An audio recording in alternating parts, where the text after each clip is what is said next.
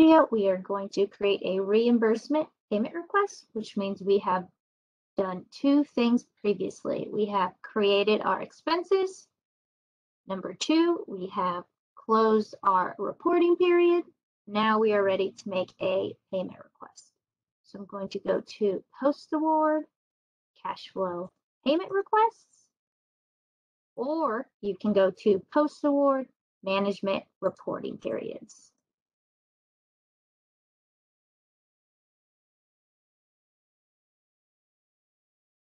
In the payment request screen, it will show any previously submitted payment requests. And in your reporting periods, obviously it's going to show all your open, closed, and rejected reporting periods. So you can either do two things. You can click the plus sign in the top right corner, or you can select the dollar icon on the reporting period you want to convert. And we can also select more than one reporting period. So I'm going to do it this way. I'm going to click the dollar icon on the reporting period I want to convert into a payment request. So it already grabbed my reporting period, and if I left click in there, I can select all of my closed ones as well. I think I accidentally unselected the one I wanted. When you do that, it will auto add your total expenses, and it will auto add your match contributions, which is exactly what we want. I'm going to close this, and I'm going to show you how to create this reporting period in the other way. So I'm on my payment request screen. I can click the plus icon in the top right.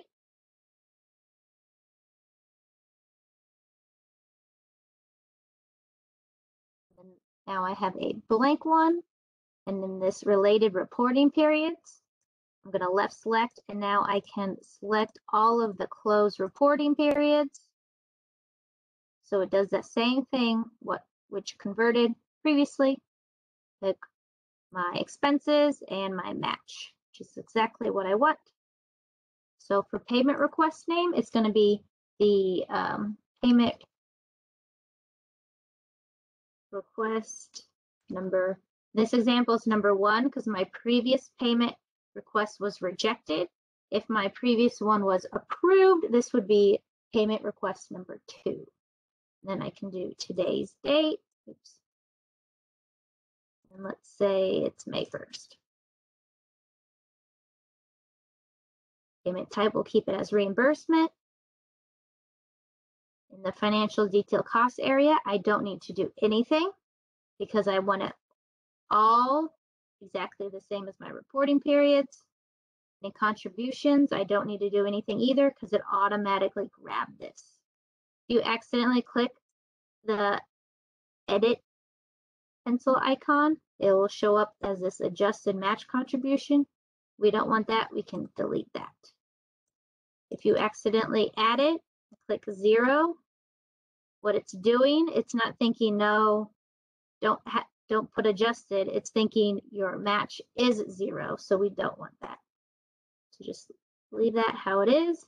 That's going to get your net total of $4,700 of expenses with $405 of match. So saying you should request this amount. So in the requested amount area, that is what I'm going to request. If you click your remaining grant balance, it will give you more information. What's important is your remaining available grant funded amount. I also encourage you to hover over the eyes to see exactly how these are being calculated. If you want to put optional comments, you can here. You probably won't have any attachments because all your source documentation is on the individual expenses. So at this point, I could go ahead and click Create, or I can click Submit. I created mine. So if I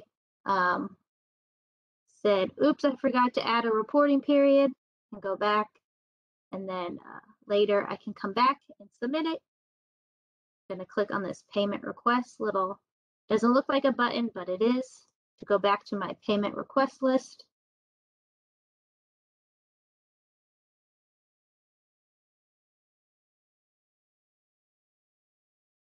you'll see the status is not submitted. You can see all the related reporting periods to it.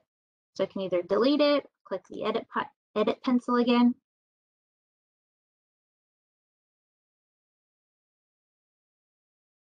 And once I'm ready to submit, I can go ahead and submit.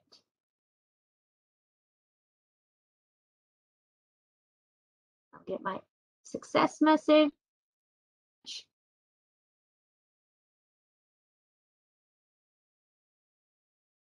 And now my payment request status is submitted.